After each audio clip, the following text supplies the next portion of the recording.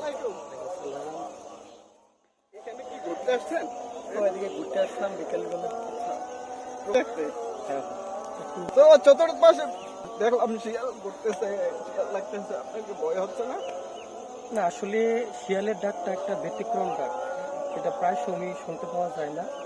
এই পরন্ত বিকেলে এগুলি ডাকগুলি শোনা যায়। তো আসলে ভয় যদিও লাগে, কিন্তু শব্দটা শিয়ালের ডাকটা ভালো লাগে। আপনি কি ভয় পাচ্ছেন না এনজয় করছেন? না, কোনটা? আসলে ভয় পাচ্ছি না। ভয় পেলে বইয়ের মধ্যে আসলে আনন্দ বা এনজয়ের বিষয়টা আসে না। এক্স্যাক্টলি, সুন্দর কথা বলছেন। আসলে ভয় পাইলে প্রকৃতিকে উপভোগ করতে পারবেন না। এটাকে মানে ভালোবাসতে হয়, ভালোবাসতে হবে।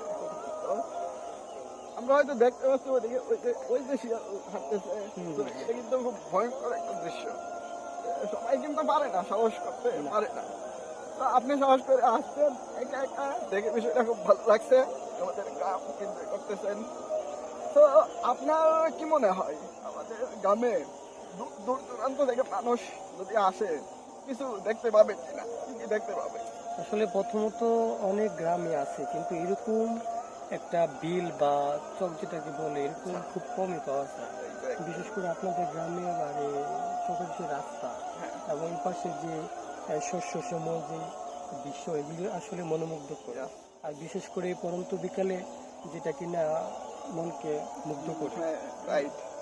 আহ, তো এই হচ্ছে যা অন্য গ্রামে এটা দেখা যায় না, আমাদের গ্রামে এটা দেখা যায়। তো আসলে ধন্যবাদ আপনাকে, আপনি আমাদের গ্রামে আসতে দেখতেছেন, এনজয় করতেছেন। আসলে ব্যাপারটা হচ্ছে, আমি প্রত্যেক দর্শক বলেন বা যারা আজকে ভিডিওটা দেখছেন প্রত্যেককে উদ্দেশ্য করে বলবো যে আপনারা অবসর সময়ে প্লাস পরন্ত বিকালে আসবেন। এই প্রকৃতির সৌন্দর্যগুলো আপনাকে মুগ্ধ করবে এবং নিজের মধ্যে একটা অনুপ্রেরণা জাগাবে বেঁচে থাকার। হ্যাঁ, আর সচরাচর এগুলি দেখা যায় না।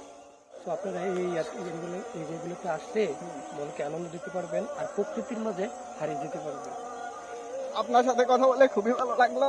আমাদের গ্রামে সবসময় আসবেন, প্রকৃতি উপভোগ করবেন, সেইটাও আপনাদের কাছ থেকে। তো ভালো থাকবেন। ঠিক আছে, আল্লাহ হাফেজ।